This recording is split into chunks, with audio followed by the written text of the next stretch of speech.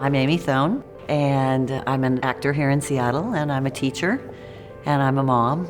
I was one of those fortunate or unfortunate souls. I didn't even know that you could choose not to be an actor. I just was always an actor. My parents called me Sarah Bernhardt when I was 4. I always did plays. I played, yes, Henny Penny in kindergarten.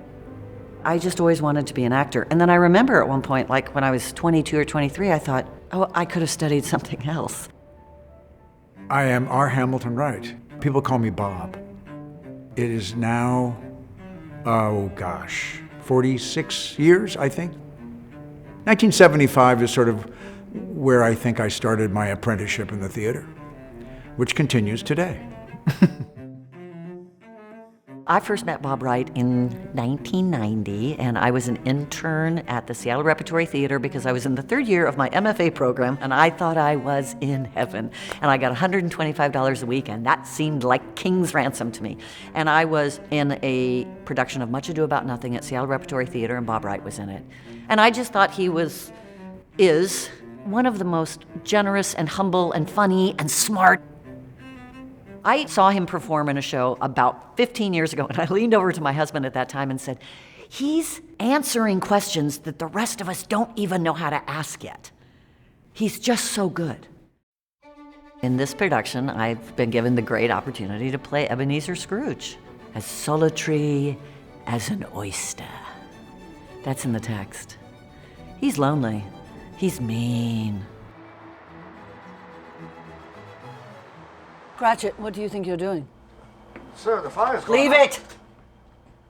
Get back to work. Yes, sir. It's a story of reclamation and of, frankly, the power of love. There's a lot of humor in it, following this man who has been stunted by trauma in his life and has resorted to closing himself off totally from the rest of mankind and not allowing his heart to feel anything. Oh, we're out line. Don't be cross. No, don't be cross, Uncle. What else can I be when I live in such a world of fools as this? Out upon Merry Christmas. Yeah. What's Christmas time for you but a time for paying bills without any money? A time for finding yourself a year older and not an hour richer. Bah! Humbug! If I could work my will, every idiot who goes about with Merry Christmas on his lips should be boiled with his own pudding. It's the arc. You start, just lonely and miserable and sad and closed off. And it's written so beautifully by Greg Falls and by Charles Dickens. When he wakes up and he discovers that he says, oh my. It's like the stones have come out of his heart. And he's light and he's happy and he's giddy. I am as merry as a schoolboy. Woo! Woo! I am as giddy as a drunken man. Woo! To play that kind of transformation and arc on stage, that's just like solid gold pretend. Ebenezer.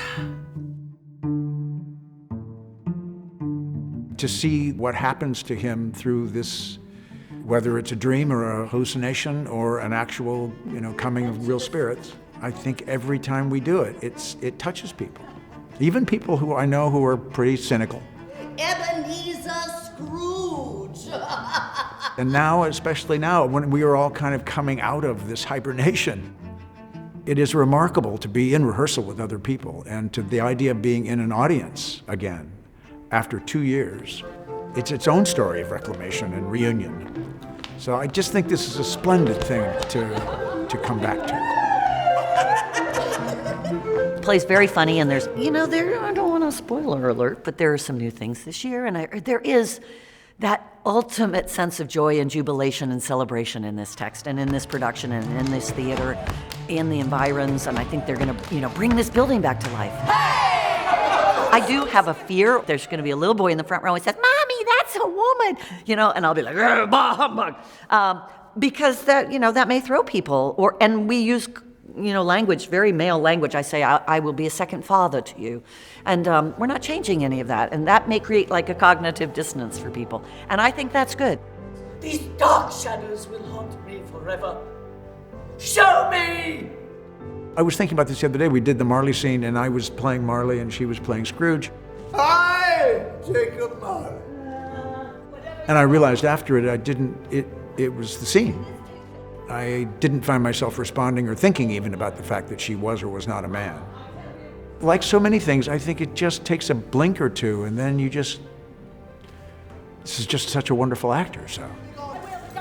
And I think in many ways, it calls into question everything you think about the play. Your presumptions about what this particular story is are sort of turned on their head, maybe, at the very beginning. And as long as you can ride that and just go, okay, I'll go there, I think it's a great entree into seeing the play in a new light. Uncle Scrooge. Uncle Scrooge. Redemption, we're all hoping. Reclamation, we're all hoping. The quality of mercy is not strained. It droppeth as the gentle rain from heaven upon the place beneath. I think we all pray for grace. We're just having a great time. And I think that it's going to bear fruit with the play because we're attacking the play like we've never done it before. We're having a great time, and I think that the audience will also.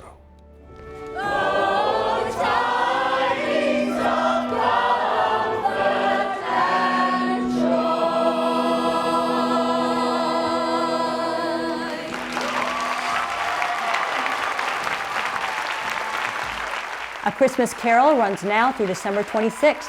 Ticket information is at acttheater.org.